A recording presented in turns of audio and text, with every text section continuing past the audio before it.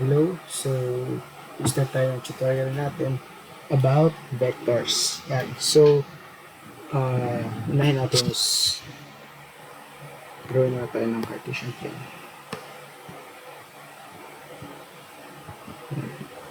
This will be y, this will be x. Yan. Yan. So, ang vectors is the displacement or are the lines or distances na with regards to direction. I meant. So, any measurement na may regards sa direction. So, yung itatakil ko ngayon is vectors with regards to its components. So, yung I hat, j hat, pati k hat. Yan. So, yun yung mga discuss ko ngayon. Okay, so initially, ang I hat, it determines the line on x. Okay, any lines that is on the x axis. Okay, so yung j hat, it is on the y-axis. And sometimes magkakaroon tayo ng j hat, z hat, k hat pa, sorry. Karoon tayo ng k hat which comes to z or the z line, z-axis para sa mga 3D images. Okay, so I will give example first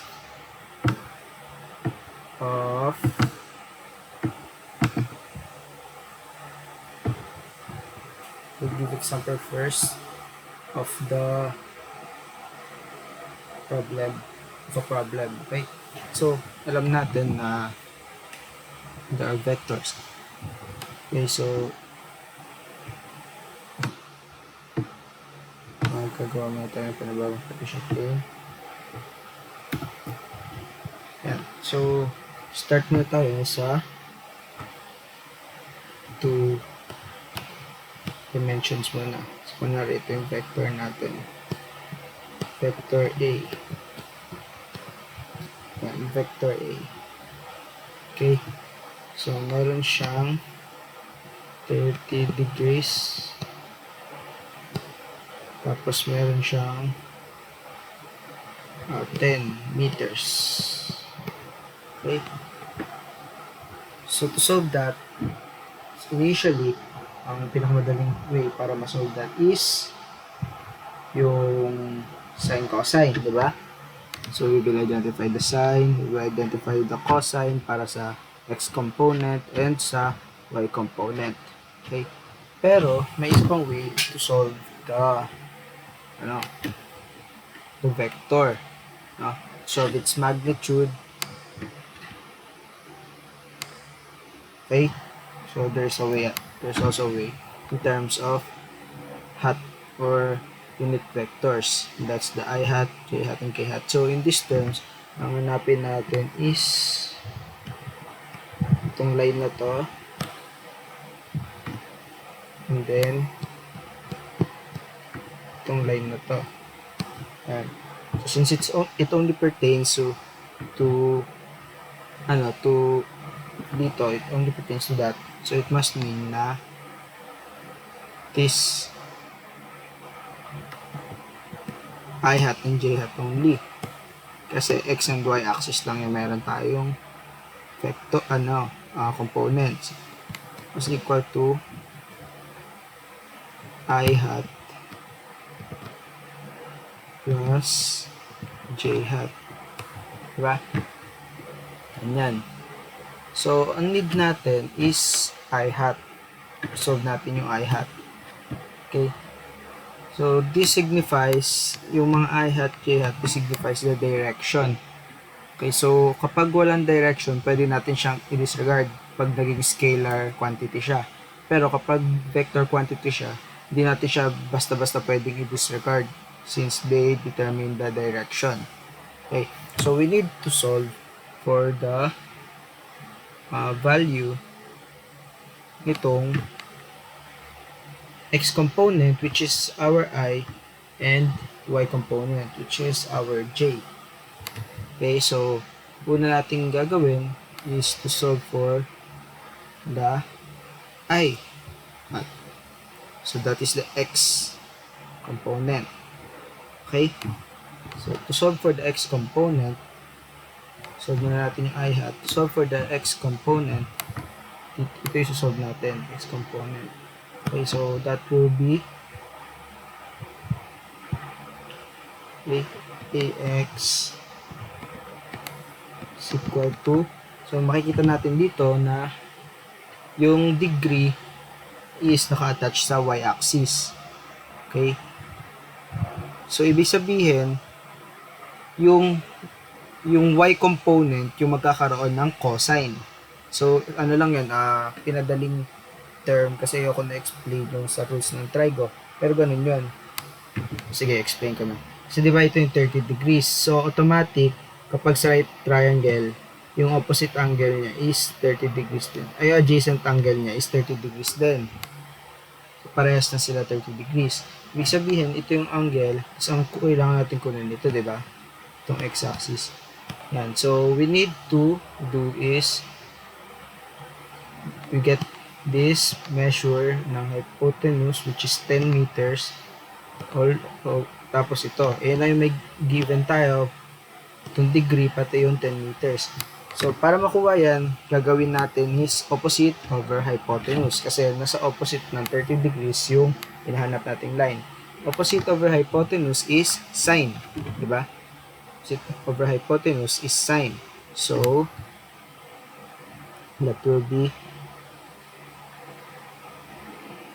be sine theta, di ba, is equal to opposite over hypotenuse. Eh meron na tayong hypotenuse which is 10.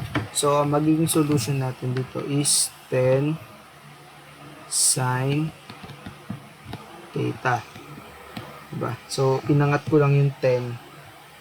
Parang ganito siya, sine theta is equal to opposite over hypotenuse.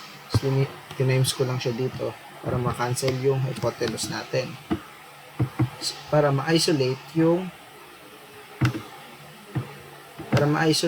O natin.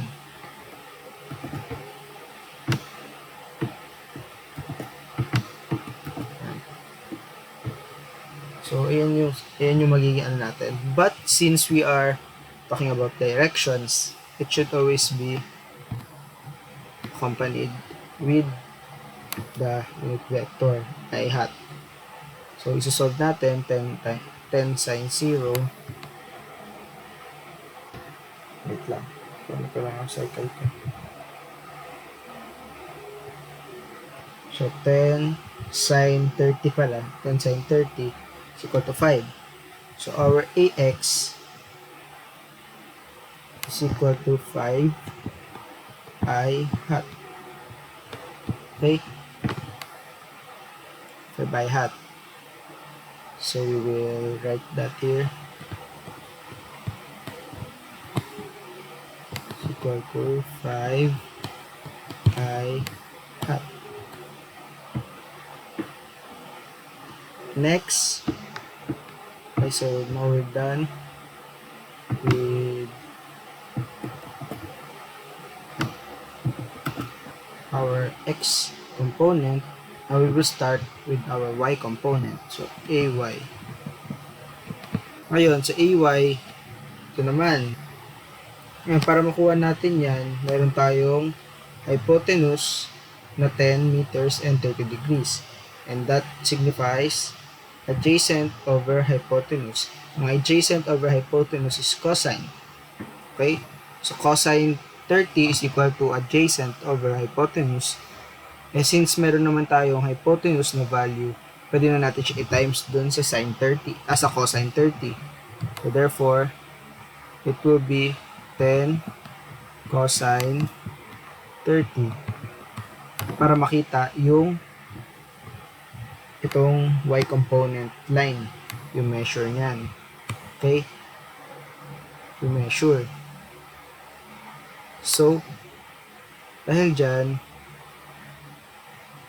pero wag nga natin kakalimutan yung vector unit vector, since may directional ano pa rin tayo.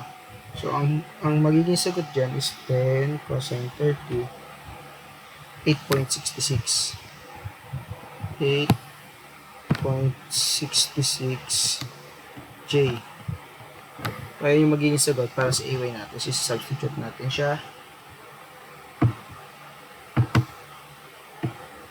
8.66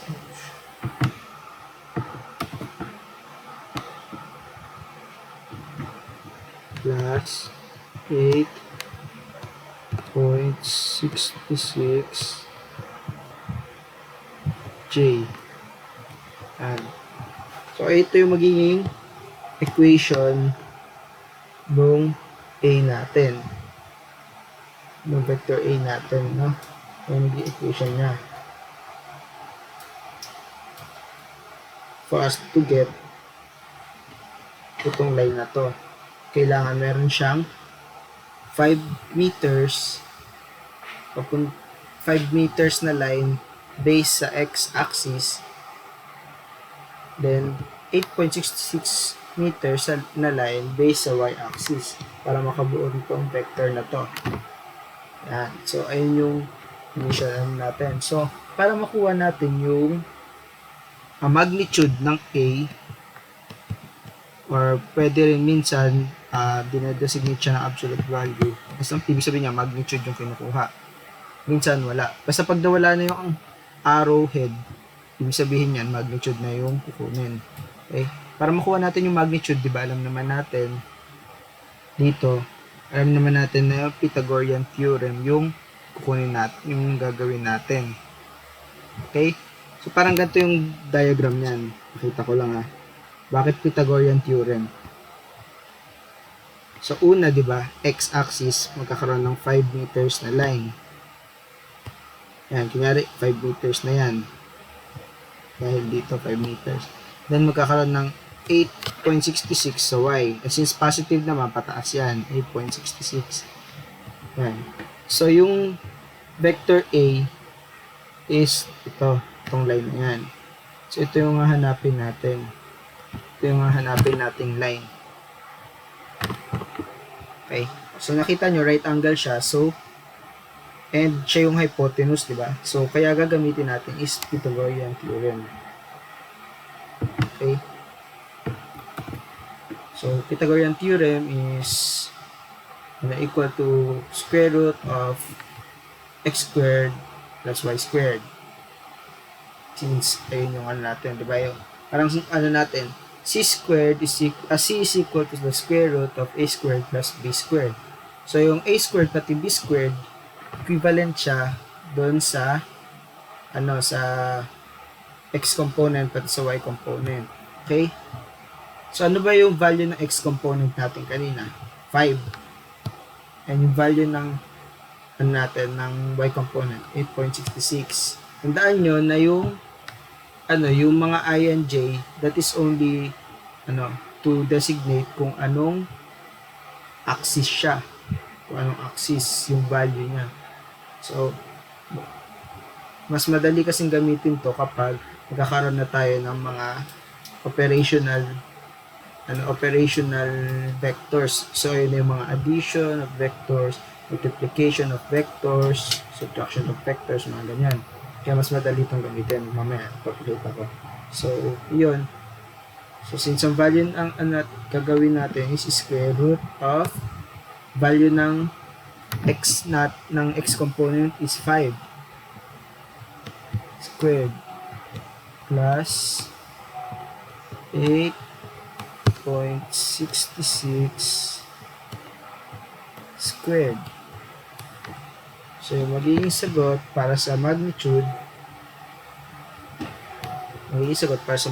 is wait lang, plus 8.66 squared plus 2 9.99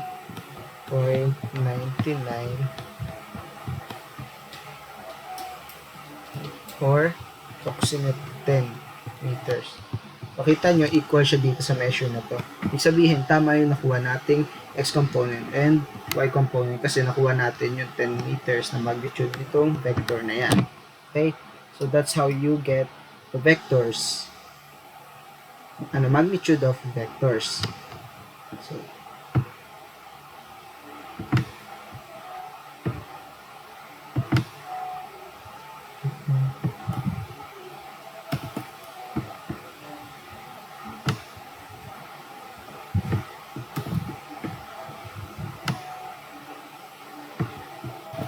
so, now, we will, since alam nyo na yung concept ng ng mga unit vectors, we will proceed to the next topic. So, hindi ko makita yung mouse ko. Ayan, so, we will go sa number 3.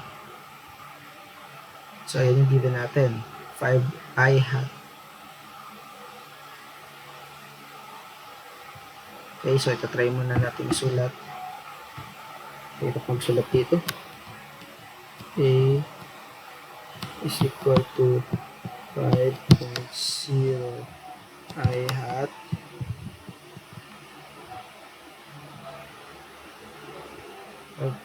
i hat plus 2.3j minus 6.5k 2.3j plus 2.3j hat minus 6.4k hat.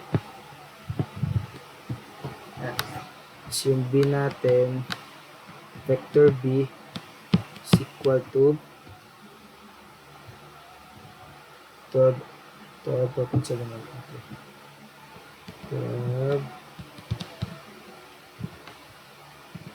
4.7j hat plus 9.3 k hat. Yan. So that's the values of our A and B. So papansin nyo may K siya, so it will be 3D. Okay? So para malaman natin kung ano yung vector niya,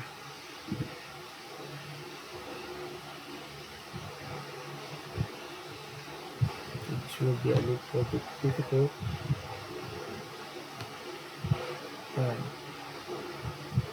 So para lang, wait lang, tuturo ko pala muna paano mag-drawing ng vectors using yung mga IJ. Kaso nahihirapan ako sa 3D drawing. So kunwari wala muna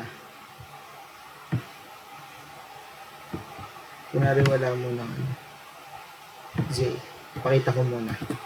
So paano tayo mag-drawing ng vectors? Una, vector A. Namin natin yung vector A. So sa vector A, sinasabi na meron daw 5.0i. So imagine this will be the 5.0i.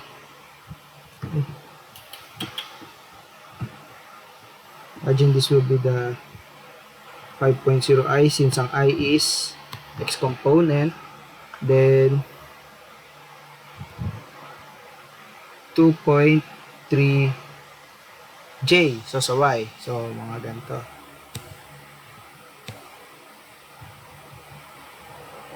Ito yung isang method ng pag-drawing. So possibly napaganto yung vector niya. Ayan, yan na natin. Paganto yung vector niya. Kung saan nag-approach yung dalawang points. Okay? Ayan. Ito yung vector A. Vector A.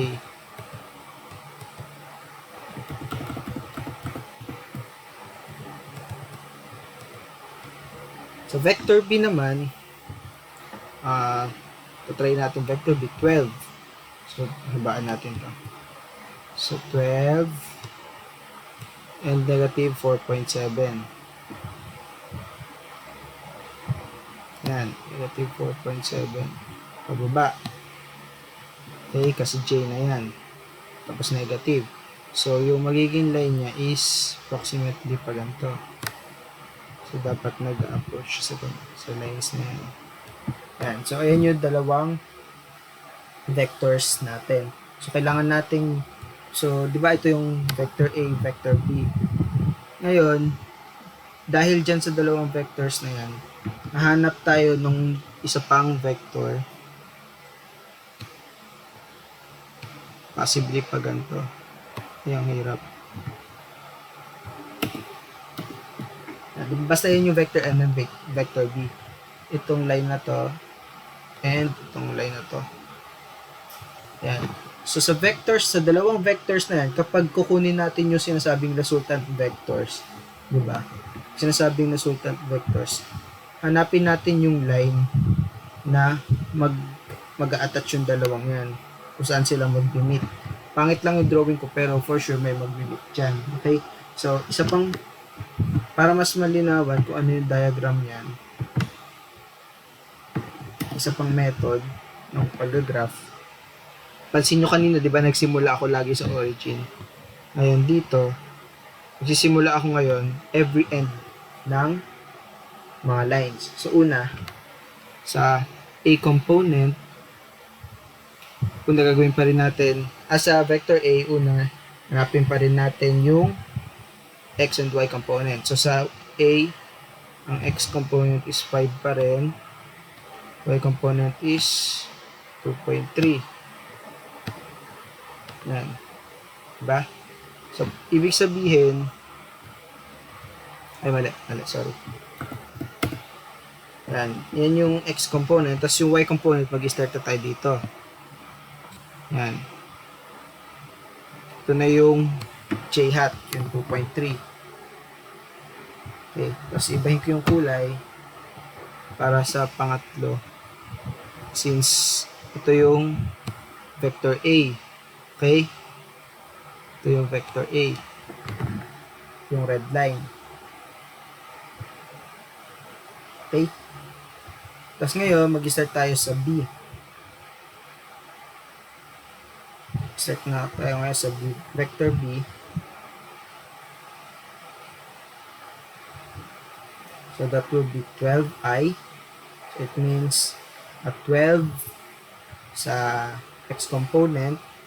So mag-block ulit tayo. Ay, hindi, ano naman, blue. 12. Tapos negative 4.7 sa J component. So yung line, which will be kulay green, ito yung B component. Okay? Ayan yung magiging B components natin.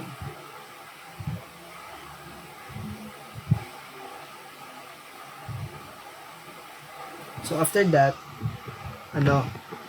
hahanap tayo nung line. Ay, mali. Ay, tama. Ayan na yung B component natin. Okay? So, dahil nga mag-apply tayo ng operational, no, yung ginagawa natin last time, ay yung bagong problem pala, I meant. Yung mga minus plus, ganyan. Ayan yung magdedetermine dito sa magiging answer nito. Kunyari, minus, ibig sabihin, kapag minus, magko-collide sila. Kapag plus, kapag minus, maglalayo. Pag plus, maglalapit sila.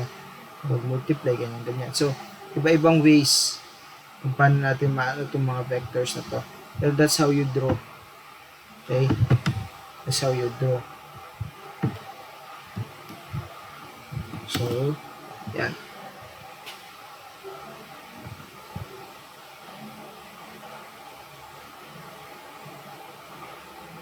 Or, mali ba yung pag-drawing?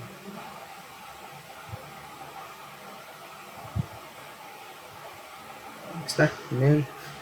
Tapos, next one, So, ibabalik na natin yung ano, yung nandito sa dulo.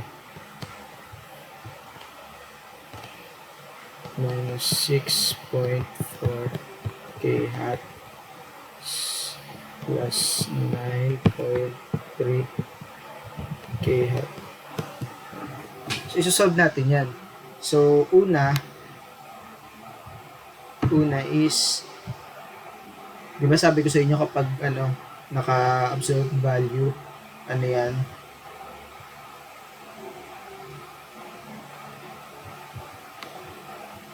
Ay, sige, dito muna ipupos ko. Thanks.